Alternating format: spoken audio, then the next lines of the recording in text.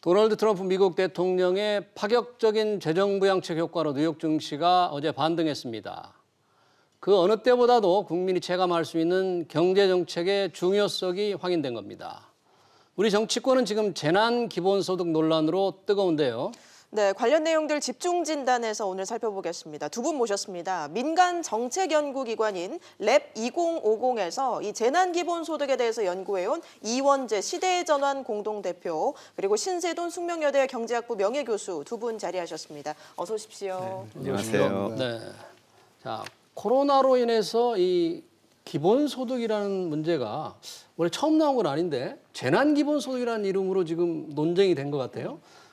우선 기본소득에 대해서 좀 짧게 좀 오늘 설명해 주시죠. 기본소득. 네. 원래 기본소득은 네. 보편적 기본소득이라고 해서요. 네. 그 일자리라든지 인공지능과 자동화 같은 것들 때문에 소득이 네. 불안정해지기 때문에 국가가 개인에게 조건 없이 일정한 금액의 현금을 아무 조건 없이 묻지도 네. 따지지도 말고 제공해야 한다. 이런 네. 제도입니다. 예. 그래서 네. 미국 알래스카라든지 뭐 이런 곳에 시행이 되고 있고 뭐 핀란드에서 정책 실험을 하기도 했고 그런 네. 제도입니다. 네. 그런데 이게 지금 재난 기본소득이라 그러니까 좀 생소하게 느끼고 과연 이 기본소득의 기본적인 개념과 어떻게 다른가? 왜 갑자기 이게 튀어나왔나 하는 그런 생각이 들어요. 신 교수님 어떻게 재난 기본소득은 어떻게 해요? 일단 그 아까 우리 이 대표 말을 네. 조금 보완을 하면 네. 이 기본소득이라는 개념의 역사가 꽤 오래됐어요. 예. 네. 1700년대까지 올라가거든요. 오. 이제 그 당시에 산업화가 막 시작하면서 너무나 못 사는 빈곤층들이 도시의 주변에 몰리면서 네. 기독교 문화하에서 이런 못 사는 사람들을 외면할 수 있겠는가 하는 어떤 도덕적인 차원에서 이미 400년 전서부터 이게 태동이 되었던 개념이다. 네. 그걸 제가 지적하고 싶고 예. 네. 그 출발은 사회에서 정말 그 사회적인 어떤 그런 경쟁에 뒤처지는 분들이 너무 많더라는 것이죠. 네. 그런 분들이 너무 다수니까 그 다수를 포괄적으로 지원하기 위해서 기본소득의 개념이 원래 나왔던 건데 네. 이게 이제 자본주의 체제와 세계 전쟁을 거치면서 이게 묻혀 있다가 네. 최근에 들어와서 자본주의의 어떤 여러 가지 부조리함, 네. 양극화 심화 예. 이런 것이 되면서 이것들이 이제 다시 재부각이 되었다 하는 점을 우리가 좀 명심을 할 필요가 있고 네. 이제 그렇게 하다 보니까 한국만 해도 5천만 명이잖아요. 네. 5천만 명한테 100만 원씩만 줘도 50조잖아요. 예. 그렇죠. 너무 크거든요. 네. 그래서 이렇게는 줄 수 없으니 좀 범위를 좁혀서 이게 조금 제한적으로 이제 줘야 되는데 그 1인당 100만 원씩 주자는 건 김경수 경남지사가 아니 여러 제안했죠? 사람이 이야기를 했어요. 그렇습니까? 여러 사람이 100만 네. 원인데 전 국민에게 주자. 네. 그 너무 부담이 되고 하니까 50조면은요. 네. 우리나라 1년 예산의 경직성 경비 네. 매번 나가는 경비 한 250조로 놓고 봤을 때 그 네. 20%예요. 어마어마한 돈이거든요. 그래서 좀 좁혀서 네. 주는데 그 좁히는 기준이 뭐냐? 예. 재난을 당한 사람들. 어허.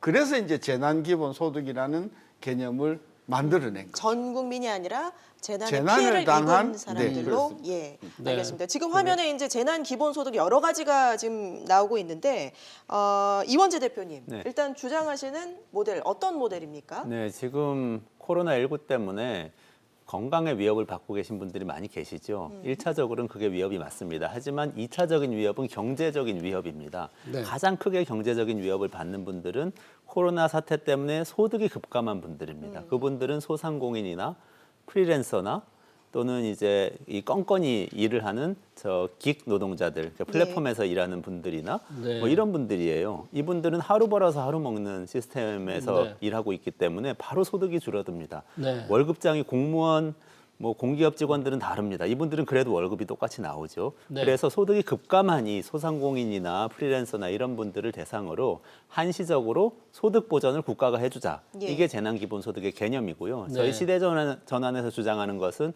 2개월 동안 한 달에 30만 원씩 총 60만 원을 1,400만 명의 이 자영업자라든지 비정규직 노동자들에게 지급하자. 예. 그럼 이 내용입니다. 1,400만 명이라는 것은 아까 말씀하신 대로 네, 비정- 자영업자와 비정규직 비정규직에. 노동자입니다. 네. 네, 2달간 두 달간 우선 지급하자 이렇게 네, 주장을 그럼 재원이 했습니다. 얼마나 들어갑니까? 8조 4천억 원이 들어갑니다. 두 달 8조 동안 4천억 그렇죠. 8조 4천억 예, 원. 예. 현재 추경 편성한 11조 9천억 원 안에서 충분히 소화 가능하다 이렇게 주장을 하고 있습니다. 예, 조금 전에 이제 CG에서 여러 가지 기본소득 모델이 나왔었는데 지금 시대전환에서 주장하는 것과 비슷한 규모가 신생정당이죠. 기본소득당에서도 이 전 국민의 30만 원 지급을 지금 얘기를 하고 있는데 전체적인 재원 규모에 있어서는 좀 차이가 있는 것 같아요. 왜 그렇습니까?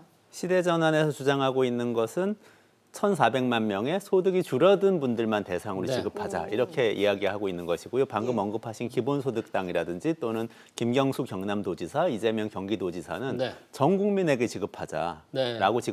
얘기하고 있기 때문에 재원의 차이가 굉장히 많이 납니다. 아하, 네. 알겠습니다. 그러면 이 대표님, 신 교수님도 좀 이 1,400만 명, 그러니까 이른바 이번 코로나로 가장 피해를 입은 사람들에게 1인당 30만 원을 지급하자는 것은 어떻게 보면 기본소득이라는 용어 말고 뭐 구제 자금이라든지 지원 자금이라든지 이런 형태로 돈을 지원해야 되는 게 아닌가. 이 기본소득이라고 이런 거를 표현할 수 있을까요? 신 교수님 어떻게 보십니까? 뭐 개념을 어떻게 설정하느냐의 문제라고 보는 거고요. 네. 기본적인 그 철학은 네. 경제 상황이 매우 안 좋아졌단 말이죠. 특별히 코로나19로 인해서 안 좋아졌는데 네. 그 안 좋아진 분의 경제적인 어려움을 한시적이나마 재정이 뒷받침되는 범위 내에서 도와주자는 거란 말이에요. 네. 저는 그 철학에 대해서는 아무도 이의를 달 수가 없다고 예. 보는데요. 문제는 뭐냐? 아까 이제 우리 이원재 대표님은 뭐 예를 들면은 자영업자라든지 네. 또 뭐 여러 가지 어떤 그 예, 예를 비정규직. 들었어요. 프리랜서들, 근데 비정규직. 네. 예를 들어서 제가 상용직이란 말이에요. 상용직이고 그건 자영업자도 아니고 프리랜서도 아니고 뭐 아무것도 그냥 일반적인 어떤 상용 근로자인데 일주일에 예를 들면 한 30시간 정도 이렇게 일을 하는데 그 시간 자체가 이렇게 탄력적으로 움직이는 그런 사람들이 예. 수백만이 있어요. 예, 예. 그분들은 이번에 코로나19로 인해서 소득이 상당히 감소를 했단 말이에요. 자기가 네. 보통 일주일에 30시간 일했는데 네. 이것 통해서 20시간으로 줄었단 말이에요. 소득이 치명적으로 줄어드는 부분에 대해서는 이게 지금 답을 못 하고 있다는 그런 문제점이 있어요. 그래서 기본적으로 자영업, 소상공인, 프리랜서, 비정규직, 일용직 도와주는 것은 마땅하나 네. 우리가 그렇지 않다고 생각하는 부분에 있어서도 심각한 소득 결손이 일어나고 있기 때문에 예. 네. 그 부분을 감안을 한다고 하면 범위가 훨씬 더 확장돼야 되고 예. 그러면 재정 규모가 훨씬 더 커져야 된다는 이런 문제점을 안고 있는 거죠. 그럼 전 국민에 지급하는 건 어떻게 생각하십니까? 전 국민을 지원하는 것도 문제가 있는 게 공무원들은요 비가 오나 눈이 오나 급여가 나온단 말이에요. 네, 그렇죠. 저는 그래서 조금 우스갯소리로 네. 피해를 보는 사람을 위해서 피해를 안 보는 공무원들이 네. 공무원의 봉급을 좀 띄자 그러면. 아, 피해를 안 보는 사람이 공무원들 같은 경우 급여를 좀 떼어내서 그렇죠. 피해를 입은 사람에 주자. 주자. 그렇죠. 그래서 네. 재정의 부족 때문에 범위를 확장하지 못하는 부분이 있다고 하면 네. 십시일반 전혀 타격을 받지 않는 네. 소위 말하는 그 고위 공무원들, 네, 네. 예, 그리고 대규모 그 대기업에 종사하시는 거금의 그 봉급을 받는 분들에게 네.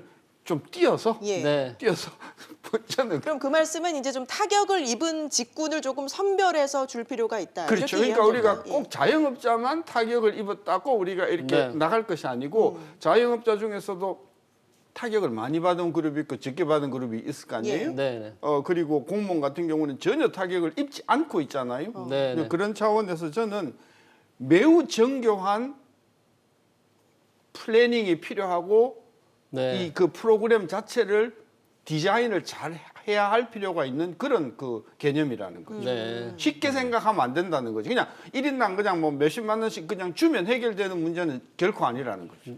네, 이 대표님. 네. 저는 근데 이렇게 생각합니다. 네. 지금 어려운 분들은 특히 이제 대구 경북에 계신 자영업자들은 지금 거기 가보면 뭐 저 그 대학론이 어디니 그 번화가의 가게가 문을 연 데가 예. 없습니다. 그렇죠. 지금 네. 소득이 없단 말이죠. 근데 그 중에는 물론 소득이 높은 분들도 뭐 저축이 좀 있으셔서 뭐 1년 동안 안 벌어도 괜찮은 분들도 계시지만 네. 당장 지금 소득 300만 원 있던 게 100만 원이 되어서 당장 이제 아기 분유값 되기가 어려운 분들도 계시단 말이죠. 근데 이걸 선별하는데 아마 몇 달이고 1년이고 걸릴 겁니다. 공무원들이 다 가서 조사하고 이러기 시작하면요. 예. 그러니까 이제 신 교수님이 말씀하신 대로 정교한 플랜을 짜는데 시간이 걸릴 그렇죠. 것이다. 굉장히 시간이 걸릴 겁니다. 그래서 네. 이제 제 제안은 어떤 거냐면 네.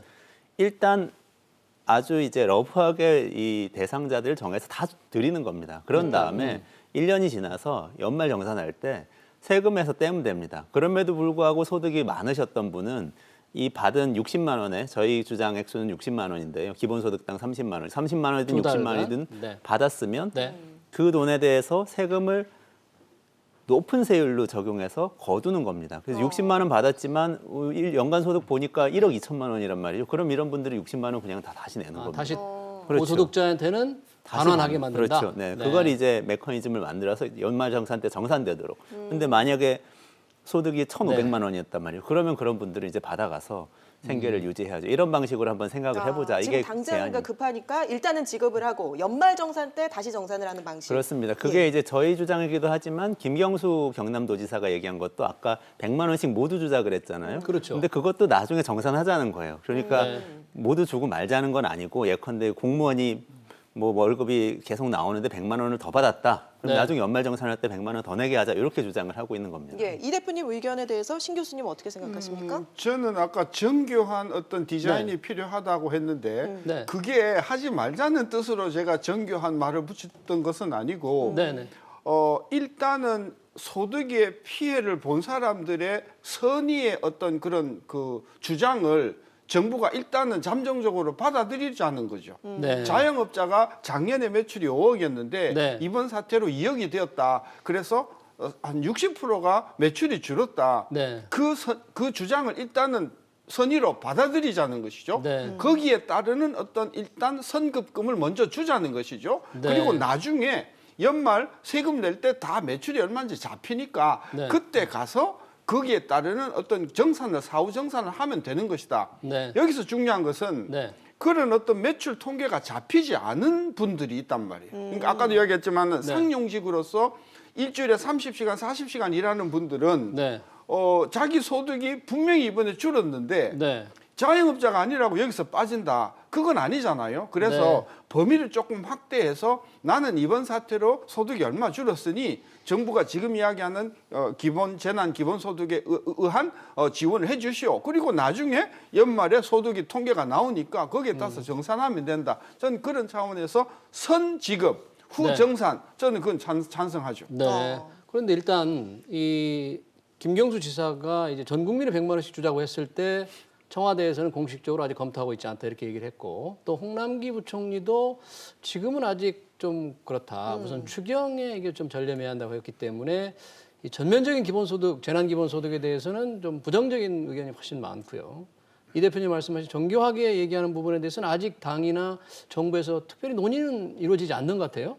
상황이 어떻게 보십니까? 그래서 저는 조금 진전은 있는 것 같은데요. 네. 저희 시대전환에서는 2차 추경을 주장합니다. 2차 추경 15조 원 규모로 해서 그 안에 재난기본소득 포함시켜서 진행하자 이렇게 주장을 하고 있는데 네. 오늘 그 이낙연 전 총리가 네.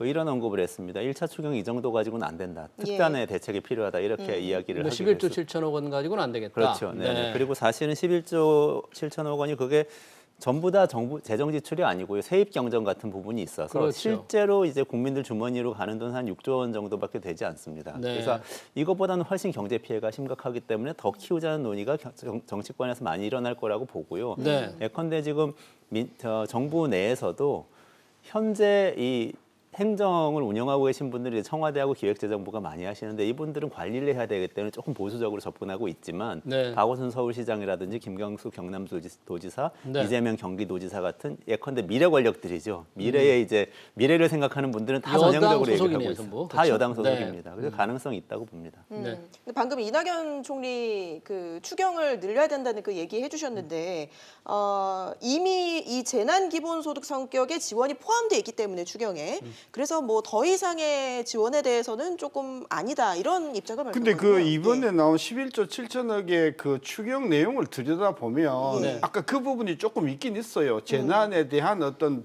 소득 지원 부분이 예. 있어요. 근데 너무 일부예요.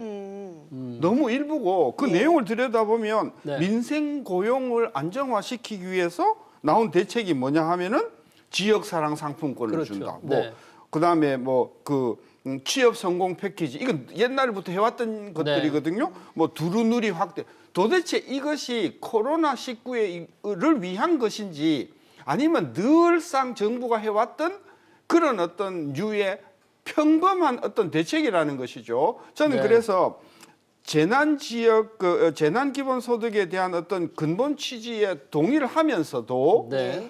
추경에 포함되어 있는 11조 7천억을 좀 더 범위를 좁혀서 재난에 관련이 있는 예산 또는 집행 쪽으로 저는 대폭 바꿔줘야 된다. 그러지 않고 그냥 두루뭉실 무슨 상품권 발행하고 저는 그런 재난 기본소득 취지에 전혀 합당하지 않는 늘 대표적인 게요. 지난번 2차 대책에서 나왔던가요? 자동차를 사면 소비세 인하해 주겠다. 개별 서비스 예. 깎아주는 이거를 거. 무슨 코로나 대책이라고 내놓는 거예요. 네. 차를 살 만한 사람이면요. 네. 형편이 좀 되는 분이에요. 근데 아니 소비가 완화가 안 되니까, 코로나19 사태에 그럼, 네. 무슨 차를 바꾸세요? 네. 저는 그래서 이번에 나온 코로나 추경도 그러고 그전에 나온 2차 대책도 1차 대책도 보면은 네. 이 정부의 이 발상이 네. 코로나19에 집중되어 있지 않아요. 실제 아동수당 있지 않습니까? 그 아동수당도 월 10만 원씩 해서 4개월간 조금 더 준다. 주자. 더 늘려주자. 상품권을 더 주자는 그렇죠. 그런 안도 있어서 조금 비판을 근데 받고는 그게 있죠. 코로나19하고 뭔 상관이 있어요? 네.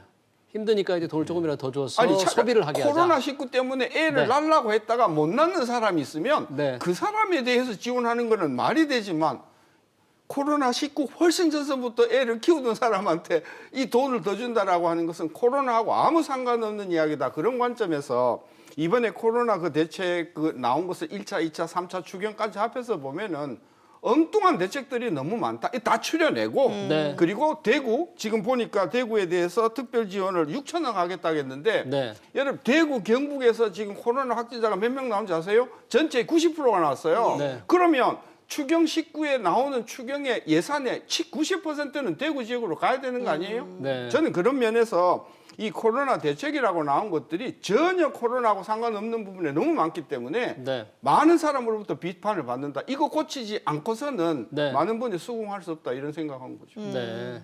이 대표님, 그러면 지금 우리 신세동 교수님께서 하신 말씀이 지금 코로나 추경안이 지금 국회에서 심의 중이잖아요. 네네네. 이게 또 사실 타이밍도 중요한데 시간을 다투면서 심의도 해야지만 늦어지면 또 곤란하지 않습니까? 맞습니다. 네. 말씀하신 재난기본소득을 1차 지금 추경에는 반영이 현실적으로 좀 어려운데 네, 네. 그 성격을 좀 많이 고칠 필요가 있겠네요. 어떻습니까? 네, 저는 대폭 고쳐야 된다고 보고요. 지금 네. 제출된 11조 9천억 원의 네, 11조 7천억이요? 11조 네. 7천억 원의 네. 추경안은 대기업과 건물주를 위한 추경안이라고 할 수도 있습니다. 아까 건물주는 말씀드린 왜 그렇습니까? 건물주는 착한 임대인 감세 네. 때문에 그런데요. 네. 임대인이 임차료를 그러니까 이 월세를 깎아주면 깎아준 만큼 그것의 절반을 세금으로 깎아주겠다. 이게 이제 보전해주겠다? 네. 세금 보전이 들어있거든요. 이거는 임대료를 굉장히 많이 받는 임대인이라야 혜택을 받을 수 있죠. 임대료를 받는 임대인이라고 하더라도 건물주라고 하더라도 작은 건물주는 혜택이 별로 없어요. 깎아줄 것도 별로 없으니까. 네. 큰 건물주는 혜택을 많이 봅니다.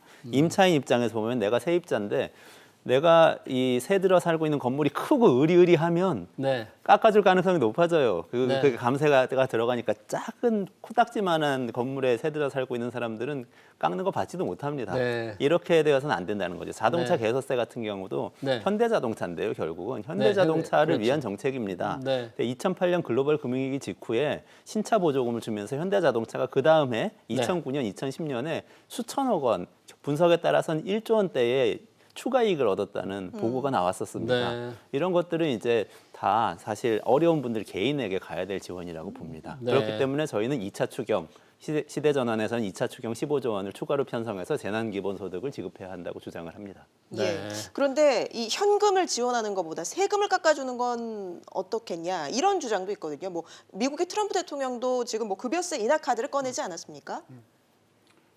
세금을 깎아주는 혜택을 받는 사람은 세금을 내는 사람이란 말이에요. 네. 대한민국에 세금 안 내는 분이 너무 많아요. 네. 그리고 예, 그래서 저는 세금을 깎아주는 아까도 바로 이제 근로자들 개별 중에서 한 소비세, 절반 정도가 개별 소비세 세금을 안 인하도 내죠? 바로 네. 그런 거거든요. 네. 그리고 뭐 예를 들면 임대료를 조금 깎아주면 깎아준 거에 절반을 세금 안 네. 문제는 뭐냐면 경제가 너무 어려워서 임대료 한 달에 40만 원을 못 내는 사람들이 문제가 있다는 그 부분에 대해서는 이 정부 대책이 아무것도 내놓는 것이 없다는 것이죠. 네. 저는 그래서 다시 부언을 하면 이번 사태로 인해서 정말 하루 한 끼 밥을 제대로 먹기 어려운 자영업자들이 굉장히 많다. 네. 이런 부분에 대한 어떤 핀세트 대책으로 이번에 조금 집중하면 우리가 쌍수 들고 환영하겠지만 맨날 이렇게 엉뚱한 대책들만 늘 정부가 추경할 때마다 나오는 그런 식으로 정말 자다가 봉창 두드리는 이런 추경이 돼버리면 많은 국민들도 외면할 뿐만이 아니라 이 추경에 대한 추동력도 국회에서 저는 못 얻을 것이다. 저는 말해서 전향적으로 저는 코로나19의 피해를 입은 지역에 네. 저는 역량을 모아서 지원해주는 그런 어떤 바뀐 모습을 전 정부가 보여줘야 된다고 보는 거죠. 이원재 대표님은 감세, 방금 말씀하신 트럼프 대통령 정말 급여세를 깎아주겠다고 지금 얘기를 했는데 네네네. 이 돈을 이렇게 푸는 것보다 세금을 좀 줄여주자는 그런 아이디어에 대해서는 어떻게 보십니까? 김용태 의원이 조금 착각하신 것 같은데요. 네. 그 세금을 많이 내는 분들이 감세 혜택을 더 많이 보겠죠. 그렇죠, 아무래도. 그러면 세금 많이 내는 분들은 소득이 많은 분들이겠죠. 네. 그러면 소득이 많은 분들을 우선적으로 도와주는 정책이 되는 거예요. 이건 경기 활성화 정책으로는 의미가 있습니다. 평상시에. 네. 그러면 이분들이 더 투자도 하고 뭐 고용도 네. 하고 그렇게 되는 거니까. 근데 네. 지금 그럴 때가 아니고 어려운 분들부터 네. 도와야 되는 그런 때인 거죠. 네. 예, 이 재난 기본소득 국민적인 합의가 좀 필수인 사회적 제도다 이런 얘기도 있는데 앞서 저희가 이제 그래픽으로 보여드리기도 했지만 리얼미터 여론조사를 잠깐 보면은 이 재난 기본소득에 찬성하시는 분들이 42% 정도 되고요. 반대는 47%. 뭐 크게 차이가 나진 않지만 반대 쪽에 조금 더 의견이 쏠리고 있는 것 같습니다. 정치적인 그 분위기를 잘 반영하는 것 같아요. 네. 저는 반대하는 분들도 우리가 조금 아까 디자인을 잘하고 진짜 네. 어려운 분을 위해서 실질적으로 효과가 있는 그런 어떤 상품권 나눠주는 거 말고 예. 네. 그런 어떤 그런 아주 디자인을 잘하면 저는 반대하는 많은 분들이 네. 저는 찬성적으로 저는 갈 수 있을 것이라고 봐서 예를 들면 야당이면 무조건 반대하고 네. 여당이면 무조건 찬성하는 이런 어떤 틀에 박힌 저는 어떤 그 반응이 안 나오려고 하면 좀 더 이 제도를 저는 좀 정밀하게 가다듬을 필요가 있다. 저는 아마 그래요. 이게 재난기본소득에 대한 반대가 지금 찬성보다 조금 높게 나오는 것은 전면적인 기본소득 제한에 대한 의식이 좀 있었기 때문에 그건 좀 곤란하지 않느냐. 청와대도 반대했고 홍남기 부총리도 그랬는데 네네네. 지금 이 대표님 말씀하신 부분적인 재난기본소득에 대해서는 아주 일부 지자체가 실제로 집행을 할 것 같아요. 네네네. 지금 전주시도 맞습니다. 김승수 시장이 월 50만 원씩 주는 걸 가지고 시의회에 제안을 지금 맞습니다. 했지 않습니까? 네네네. 이런 실행 가능성이 좀 있다고 봐야 되지 않겠어요? 실행 가능성이 어떻습니까? 있다고 봐야죠. 5만 명한테 50만 원씩 한 250억 원 정도를 네. 풀겠다 이렇게 네. 얘기를 했는데요. 이건 뭐 내용을 보면은 저희가 주장하는 거하고 상당히 비슷합니다. 뭐 실업이 되신 분들, 일자리 네. 잃은 분들이라든지 뭐 소득이 떨어진 소상공인 이런 분들에게 지원하겠다는 건데 네. 이거는 실행 가능하고 전주시에서 이게 만약 의회에서 의결이 돼서 시행이 된다면 전국적으로 굉장한 파급력이 있을 것이다. 저는 그렇게 생각을 합니다. 네. 예. 근데 이렇게 지원하는 게 이제 현금을 줘서 이게 소비로 이어져서 내수를 진작시키는 효과 이런 부분도 기대를 하는 게 있을 텐데 효과는 있을까요? 저는 그 기대는 예. 버리는 게 좋을 것 같아요.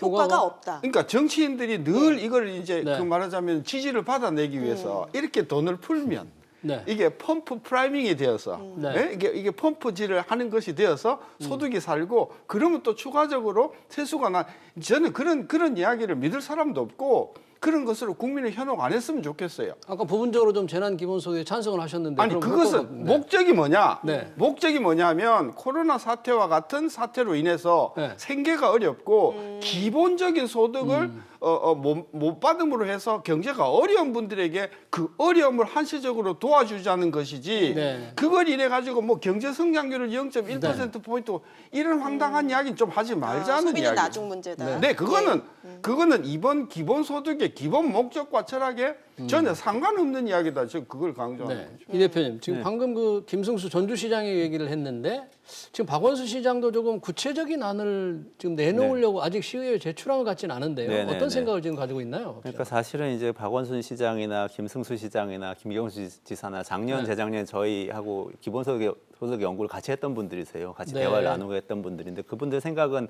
제가 거의 정확하게 안다고 말씀드릴 수 있어요. 네. 박원순 시장은 아마 이 말씀을 하시는 것 같아요. 중위소득 이하 가구들에게 네. 전면적으로 소득을 지원하자. 중위소득 이하는 그래도 이제 어려울 가능성이 높은 분들이기 때문에 그렇게 네. 하면은 이제 소득이 퍼지면서 좀 내수 경기 활성화하는 효과가 있을 거다. 그리고 이제 행정을 하고 있기 때문에 그렇게 집행하면 집행이 아마 용이하게 될 겁니다. 중위소득 이하 가구에가 가는 여러 가지 혜택이 있기 때문에 그걸 이미 전달해주는 공무원들이 있고 네. 계좌가 있고 이런 것들이 있어요. 네. 그걸 통해서 가자 이런 주장이신 것 같고 네. 아마 좀 강력하게 건의를 했고 지금 네. 그리고 서울시에서는 아마 시행이 가능할 겁니다. 근데 그 재원이 뭐 몇 조, 한 5조 이상이 만약 그렇게만 해도 5조 이상이 될 것 같은데 네, 중위소득 그렇죠. 이하에서 네, 네, 네. 월 50만 원만 주더라도 인구가 그렇게 많기 때문에 5조 원 그 이상 재원을 되겠죠. 어떻게 마련을 할 수 근데 이제 있을까요? 서울시에만 한정하면은 예컨대 1조 원 정도를 쓴다 네. 하면은 저는 서울시의 예비비하고 네. 다른 이제 서울시의 자주재정 중에서 일로 돌릴 수 있는 것들을 돌리면 최대한 만들 수 있을 것이고 거기에 아마 국가 중앙정부 매칭해달라는 방식으로 시행을 할 수도 있지 않을까 하는 생각을 합니다. 네. 근데 중앙정부 입장에서는 서울에서만 이걸 시행하는 것은 좀 부담이 있을 거예요. 네. 그러면 사실은 전면적인 재난 기본소득 논의를 전국적으로 해야 됩니다. 예. 네. 지금 재난 기본소득에 이어서 오늘 당정청이 마스크에 대한 감세도 검토하자 이런 데 공감대를 이뤘다고 합니다. 어떻게 보십니까? 사소한 거라고 봐요. 네. 금액 면에서. 네, 네. 그러니까 그 마스크에 대한 대란으로 국민의 어마어마한 어떤 여론적인 반항이 대두가 되니까 예. 그걸 일부 저는 무마하려고 하는 건지는 모르겠으나 마스크가 뭐 세금을 내든 안 내든 그게 중요한 것이 아니고 정부는 마스크 공급을 충분히 해서 언제라도 국민이 원하면 가서 살 수 있는 환경을 만드는 것이 더 중요하다. 저는 그런 관점에서 자꾸 마스크 가지고 저는 그 정치적인 어떤 그런 꼼수를 저는 부리지 않았으면 좋겠습니다. 마스크 우리 국민들이 공급받는데 어려움이 없도록 한다. 네. 저는 그것이 국정의 가장 현안 중에 하나라고 봅니다. 네. 이게 네. 결국에는요, 이 마스크 논의도 그렇고 아까 지자체장들이 재난기본소득 요구하는 것도 그렇고요, 다 저는 주변적인 이야기를 하는 것 같아요. 마스크 논의는 저도 비슷하게 좀 불필요한 논의라고 생각을 하고 네. 재난기본소득 같은 경우는 지자체장들이 전주시처럼 예컨대 김승수 지사처럼 본인이 할 수 있는 걸 하면 되는데 다 중앙정부에 하라고 얘기를 하고 있거든요. 김경수 네. 지사도 하라고 하는 거고 이재명 지사도 마찬가지입니다. 박원순 시장도 마찬가지고 직접 할 수 있는 걸 해주시면 좋겠고 네. 궁극적으로는 국회에서 이 논의를 해야 됩니다. 왜냐하면 법을 바꿔서 지금 이렇게 재정을 만들어내면 네. 어느 항목에서 어떻게 만들어낼 건지 해내야 되거든요. 네. 더불어민주당에서 책임을 지고 이 논의를 이끌고 가야 된다. 저는 이렇게 생각합니다.